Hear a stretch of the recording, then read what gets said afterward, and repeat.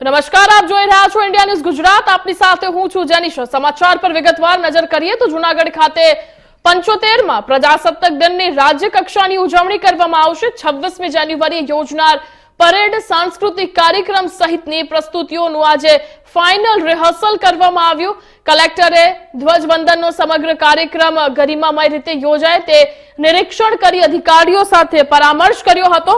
તો આ રિહર્સલમાં પોલીસ સહિતના એજન્સીઓ શિસ્તબદ્ધ રીતે પરેડ કરી હતી। સાથે જ રોમાંચ પેદા કરનાર અશ્વ શો, ડોગ શો અને બાઇક સ્ટન્ટ શો અને 4 પ્રોફેશનલ ગ્રુપ સાથે 13 કલા જૂથોની કલ્ચરલ મેગા ઇવેન્ટનું પણ રિહર્સલ કરવામાં આવ્યું હતું।